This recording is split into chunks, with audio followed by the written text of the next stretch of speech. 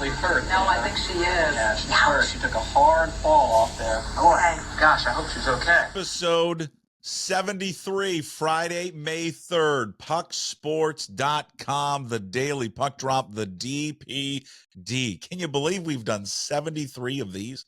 Not just 73 daily puck drops, but just 73 podcasts and episodes. Unbelievable. God, I think we're only on our 5th week. You know what? That's a lot of work. I didn't sign up for all this work. It is Friday, May 3rd here on the Daily Puck Drop, the DPD.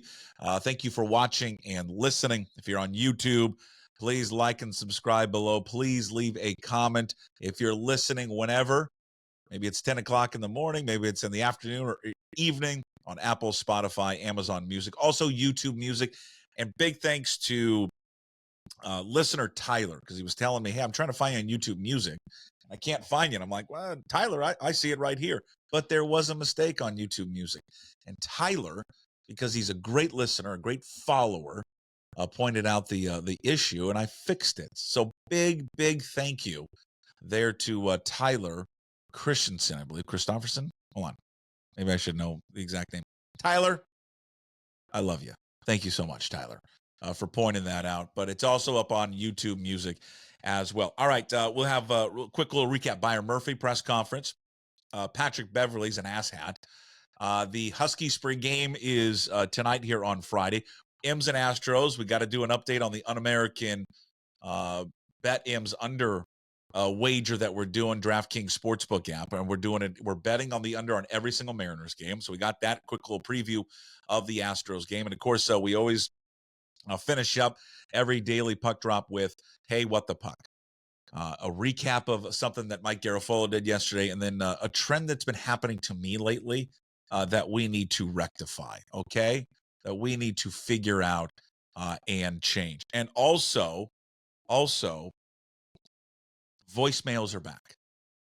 We have a voicemail today that is a new character of a familiar friend of the old radio show.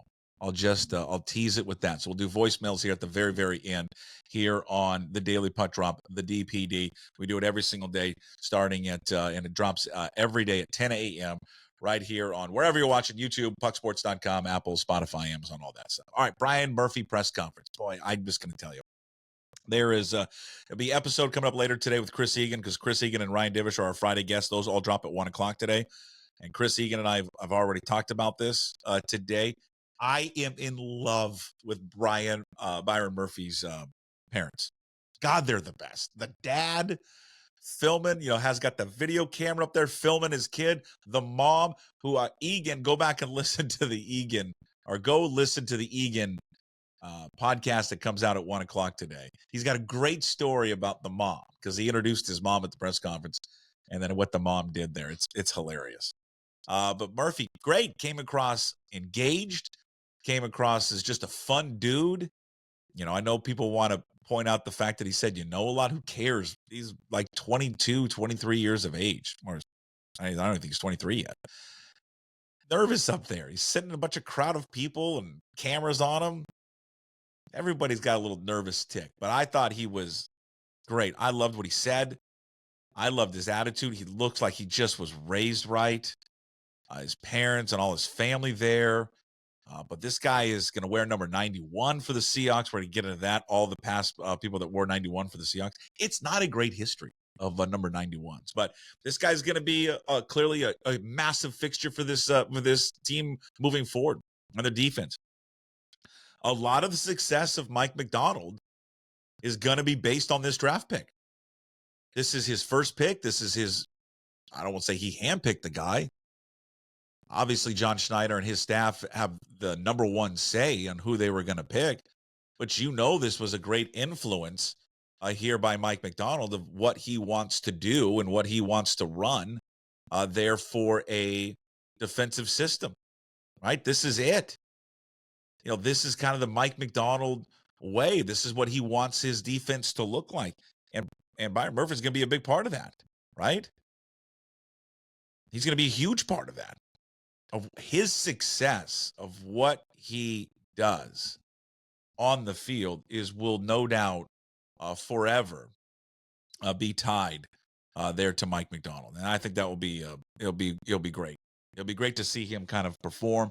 It's going to be great to see what he can do there on the field. And I think he talked about yesterday during the press conference about how he's always kind of been doubted in his career just because of his height, his short arms. People telling him, "Oh, you can't play defensive tackle. You can't play on the interior defensive line." He said, "Nah, I took that as motivation, right? I took that as a challenge." And that for people sat there and told me that I was too short or my arms weren't long enough, that it motivated him to work harder. So instead of, which a lot of us do, you hear some criticism, whatever it is, you sulk, you get upset, you kind of run and hide a little bit, you feel sorry for yourself. He didn't. At least he didn't come across that way. He just kind of put his head down and said, I'm going to just work hard and get better. I thought the best part of what came out of it is I didn't realize this guy played running back. Can you imagine tackling this guy when he was playing running back at like 240, 250 pounds, like in ninth grade? He said he compared himself. I loved who he compared himself to. Marshawn Lynch and Adrian Peterson. And I'm with whoever asked the question about letting him play running back. Put him in there for a series, Ryan Grubb. You get down to the goal line, hand him the ball. I want to see that kid score. He just came across as very humble, good kid. Mentioned he's going to wear 91. I was looking back through the database. Not a lot of great 91s. Seahawks history. I don't know why that's important to me. It shouldn't be. It's not. I'm a number guy. Chris Clemens. I came up with that. It was like the only one that's been good. Chris Clemens. Michael Bennett wore it for like 1 year. And then who's the guy they had at TCU? Oh, LJ Collier had it for a couple of years. But Chris Clemens was like the only one that was good wearing number 91.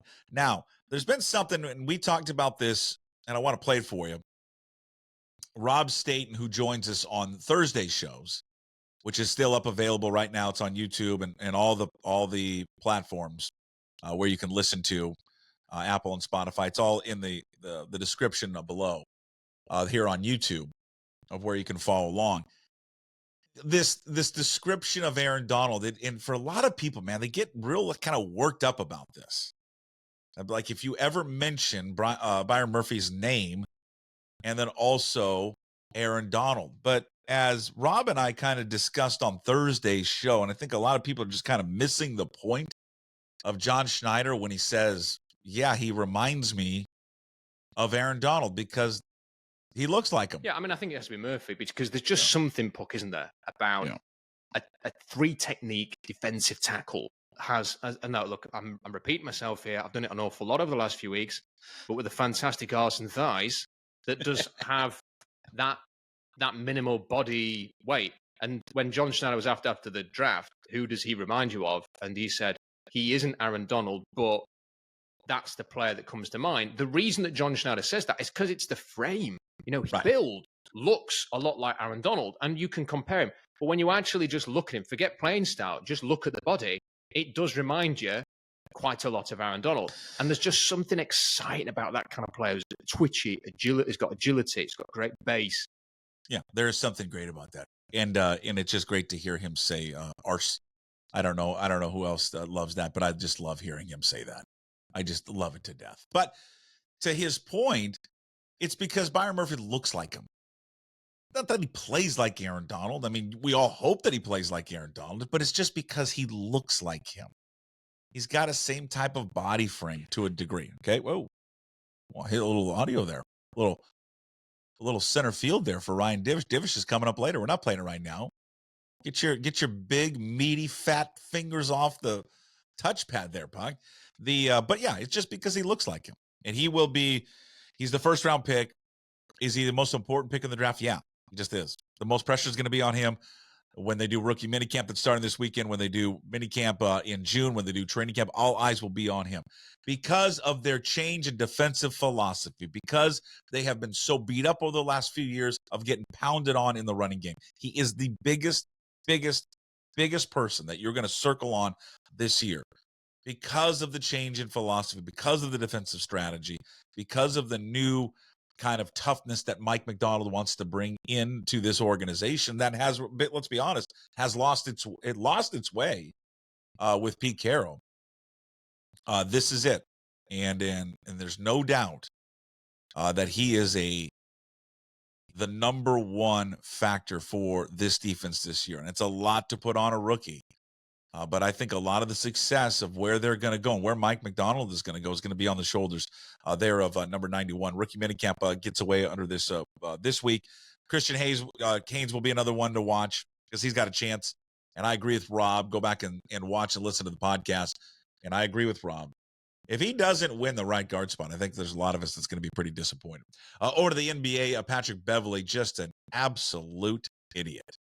And I don't know how many people saw this or heard this. So the Bucks get eliminated yesterday by the Pacers. There's a couple of incidents here. One, I thought we'd be talking today about Patrick Beverly he threw a ball at a fan. Twice he threw a ball at a fan. Hit a lady. Was it the first time he hit a lady or it was the second time? But the first time he hit a fan, group was sitting right behind him. I don't know what was said, if anything was said at all. But the fan doesn't throw the ball back hard at him, but the ball goes in behind the Bucks bench where a group of Pacer fans were. The fan catches the ball after Patrick Beverly had thrown it. He looks around and is like, hey, man, like, what the F, man? What are you doing? So then he just throws it back to him, doesn't throw it hard, just like, hey, here's your ball back. Then Patrick Beverly takes it, an overhand throw right back into the group and hits another fan. Then was escorted out. I mean, he's going to be suspended. I don't know how long he's going to be suspended for. You know, what the precedence for it is. I mean, they're eliminated now, but he should be suspended for the start of the next season. He's just an asshat and always has been. And he's always had this reputation. You hate him when you play against him, but you love him when he's on their team. I just think you tolerate him when he's on your team. He's just an idiot. But then he gets into the press conference or in the post game, and he's at his locker, and there is a female reporter there for ESPN. I'm going to set it up because there's the video kind of shows it more, but obviously I could probably put the video in here, but I'm just going to play the audio. So there, I'm just setting the scene. And for people who are listening on the podcast, obviously they can't watch this. There is a female reporter there who's a producer for ESPN. And she's there because the reporter is probably by the camera and he's not holding the mic or is away. So she's just holding the microphone and she's off to Beverly's right. And I don't know what his beef is with maybe that's an issue with ESPN. So he saw the mic flag. But this was the exchange between Patrick Beverly and this female TV producer for ESPN. You subscribe to my pod? Do I subscribe to you? I do not. So you can't interview me then. Okay, No disrespect. Jamal is here. You subscribe? Okay, cool. You move that mic, please, or just get out the circle, please, for me, please, ma'am. If you're not subscribed to my pod, I appreciate it. Thank you. Now, twofold. One, he's promoting his podcast. That's what he's doing. But two, he's just an ass. An ass to someone who was just doing their job and putting a microphone next to him to ask a few questions. And he treated her just like an asshole. So I hope the league does something with Patrick Beverly because it's two incidents. It's that, and then it's also throwing a basketball at a fan. And here's the other thing that I think, and there's no fine here, but people should be disappointed in. I'm disappointed in the other men and women reporters that were sitting around that locker. Have some guts. What are you doing? He starts acting like that. Why don't one of you say something? Stick up for her. Do anything. But none of you did squat. You just sat there, and the one guy asking a question just keeps going on those questions. I mean, I know it's not your job to sit there and police it, but that is one of your own, right? That's one of your own in the media. There's no excuse, and for what Patrick Beverly did during the game and then what Patrick Beverly did there after the game. The Eric Johnson podcast is up right now. This week we sat down with Eric Johnson, Como 4 News. Please go check it out. He just announced this week that he is retiring after 39 years in television, a career that spanned in Boise, Idaho, is Spokane, where he's from, Portland, and of course now here in Seattle. It's a fun chat, about 25 minutes with Eric. It's available right now wherever you find your podcast, pucksports.com, here on YouTube, also Apple, Spotify, YouTube Music, Amazon Music. Go listen to it. It's inspiring. He's not going away. He talks about leaving on his own terms. I didn't know the background and the story on Eric's Little Heroes. He goes over that and talks about it and how it came to fruition, which is a great kind of story, how that all came about. And I told Eric that I think it's just the single greatest thing that local television, content that local television has ever done. At least it was for me. A reoccurring kind of television bit. I don't know if there's anything better than Eric's Little Heroes. So Eric Johnson, tip of the cap, as they say, 39 years in broadcasting, and announced his retirement this week. So the Huskies got their spring game tonight. And Jed Fish hasn't lived here long enough. And by the way, there's a picture in the Seattle Times of Jed Fish at practice. I tweeted it out at Puck 2040. Go look at it. This man looks depressed. This is the look of a guy who has spent the last few months here. Now, for all of us who've lived here our whole lives, we know what this is. Now, we're coming out of it, but we know what this is like. That's the look of a man who's been here for the last few months and has been going through 45 degrees of clouds and rain and wind and miserable conditions, and he's on that field and he's going, I think I screwed up. I could be in Tucson right now and it's 85 degrees and I could have just got done with spring practice or whatever, and I could have just went to the Tucson Country Club, hit a bucket of balls and flip-flops, grabbed a cocktail, met the missus out there and had a nice meal, and it's 70 degrees at 8:30 at night. That was he looked worn out on that picture that was taken at seattletimes.com. You got to go look at it. There is no other conclusion that he just looks weathered and he just looks tired and looks like, I miss the sun, like we all do. But they're having their spring game tonight. So he's hoping, now maybe they do. I'll be shocked. I will be stunned. They're hoping to get 40,000 people tonight for the spring game. It's free, so it doesn't cost you anything. 40,000 people. Does anyone, even you Husky fans, okay, this is a Coug thing, even you Husky fans, do you think you're going to come remotely close to 40,000 people at Husky Stadium tonight for a game? Doors open at 5:30. The kickoff is at 6:30 on a Friday in this town. Who is going to sign up to drive into Seattle at that time to go to Husky Stadium? They're lucky to get 20,000 tonight for this. 40, that was his goal, 40,000. Hey, we'll come back on Monday. I'll stand to be corrected, okay? I'll correct myself if they get anywhere close to 40,000 people. I mean, Mike, that would be a nightmare. You imagine sitting in traffic trying to get over there in Montlake at that time, unless you're just taking unless 40,000 people are just taking the whole day off.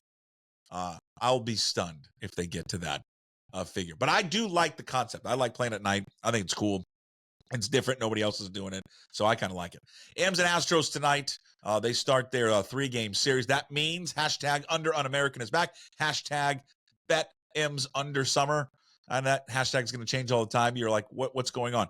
So I decided this a few days ago. I'm going to just start betting the under on every single Mariners game because they can't score, and then no teams can really score on them. So we use the DraftKings Sportsbook app. So that's the app that I'm going off of, is the DraftKings Sportsbook app. So today's total is 8.5. We've done this twice now. We won game 1. Game 2 was a push, so still undefeated. So the total's 8.5 tonight. So we're taking the under. Okay, last game was a push. We got George Kirby on the mound, 3-2 with a 4.18 ERA against Ronel Blanco. And Blanco's been great. He's been like one of the best stories for the Astros because of all their injuries to all their other pitchers who are starting to come back. Urquidy's going to be coming back. Verlander is back. Valdez is back. But Blanco 3-0 with a 1.65 ERA. Houston averaging 4.5 runs a game. The M's are at 3.5 games or 3.5 runs a game. Come on. The under is set. This is 3-2 tonight. Max 4-2. Max 4-2. Astros are 11-20 on the season. They just did take 2-3 from the Guardians. They had swept the Rockies, but everyone sweeps the Rockies there in Mexico City. Their offense has struggled. So has Seattle's offense for the most part. Altuve's having a nice season, and Alvarez has been okay, and Pena's been good as well. John Singleton's been really good playing at first base over Jose Abreu, who they shipped down to the minors, but he's got 10 hits in his last 13 starts, 51 at-bats this year for Singleton over there at first base, 275 with a 357 on base, and then a 431 slugging. He's got a couple of homers as well. But take the under. DraftKings Sportsbook app, the total tonight, 8.5. Take the under. Pitching matchup coming up tomorrow will be Logan Gilbert against Framber Valdez and then Bryce Miller against Hunter Brown. But Bet M's under summer continues. I know it's un-American. No one likes to watch. No one scoring any runs or scoring any points. Hey, but we're here to make money. Okay? That's what we're here. We're degenerates, and we need some action every single night. So again, the total at DraftKings Sportsbook app, 8.5. All right. Hey, what the puck? We end with Hey, what the puck, and then a voicemail. We got a voicemail character who I think you're going to like, who somehow, since he's moved, now has a new accent, but whatever. The Mike Garafolo, which I am surprised that Mike admitted this on yesterday's program. And I'm going to allow you to decide the ruling on this one with Mike Garafolo. Are you one of these guys? Yes. That dresses up when, like, you're playing golf when you go to the driving range. I wear my golf shoes. I don't wear sneakers. I practice like I play. Right?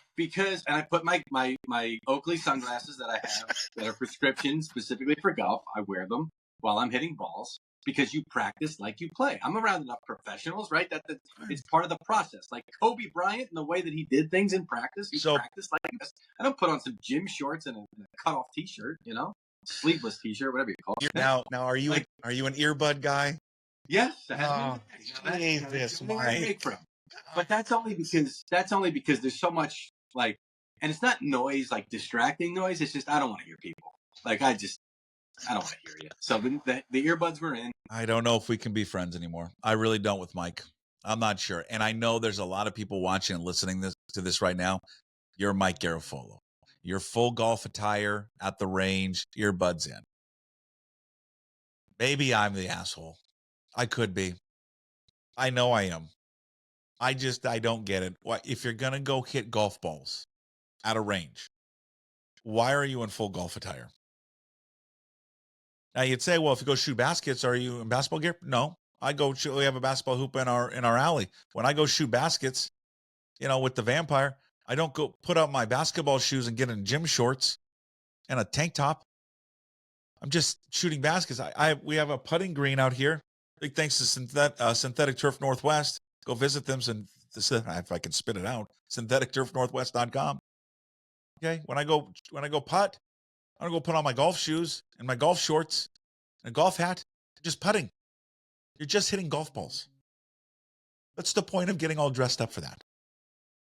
Mike, I love you. Well, we're going to have to change you. Earbuds, I got a long, hard stance on the earbuds. Maybe it's if you want to avoid talking to people, okay, fine.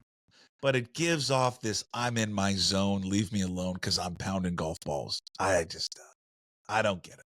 Leave a comment below. Are you a full attire golf range guy? And what special place in hell should we put them? If I had the barge sound, we'd put them on the barge, damn it. Lastly is this. It's been a trend that's been happening, and actually Garafolo's violated this, but I kind of understand Garafolo because he's on the East Coast, so he's 3 hours ahead. But lately, I've had people here that live on the West Coast in Seattle texting me before 6 a.m., and it happened again today. I got a text at 5:50. First of all, I don't keep my phone in the room. It's down here. It's in my office, so I don't. What's the etiquette? What's the ruling here on when it's appropriate to text someone. I think we here at pucksports.com, listeners, viewers, we need to establish a time that when it is appropriate to text someone. I believe when you're on the West Coast or anywhere,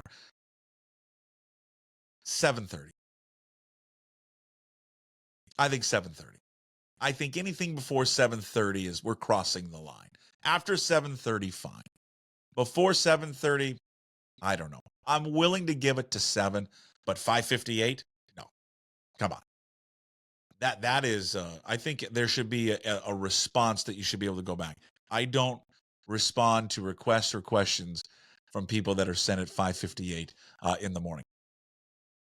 Okay, lastly, we'll do it every Friday, voicemails. Please send them in. The email is simple, puck@pucksports.com.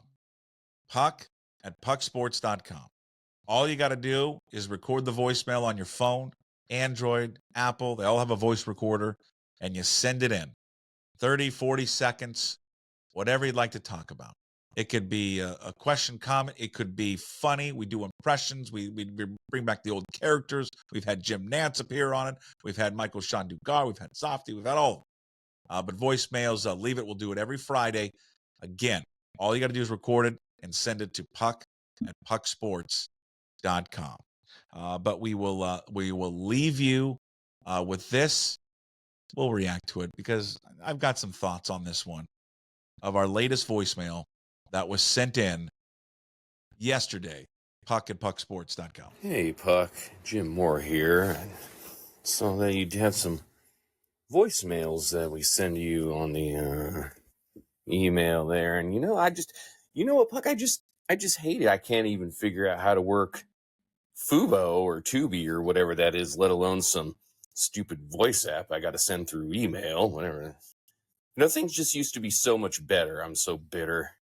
Down here in Bend, Oregon, and I thought I saw a person of color. I was about to signal my horn, but then it turns out it was just a Greek person who said that they tan really well. So anyway, gotta go. There he is, Jim Moore, on our voicemails. Again, puck@pucksports.com. Again, it's the joke. He's moved to Bend, Oregon, and, Bend, Oregon screams diversity. It really does. It's, it's a diverse area. If you don't have a Patagonia, a dog, some type of truck or Subaru, and if you're not white, it's not the place for you.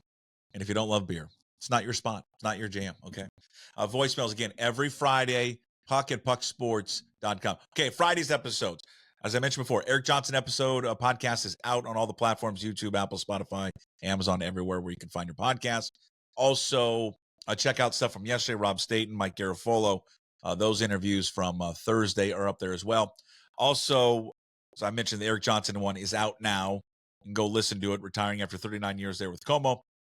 Coming up later today, that will be released at 1 o'clock, Chris Egan, King 5 News, his weekly visit with us. Also, Ryan Divish of the Seattle Times talking Mariners baseball. Thank you so much for watching and listening. As always, another week in the books. We'll see you on Monday. As always, we promise to be back. No shoes, no ties. Would anybody like to smoke some pot? Yeah. I was born to love you. I was born to lick your face. I was born to rub you. But you were born to rub me first. What do you need my address for?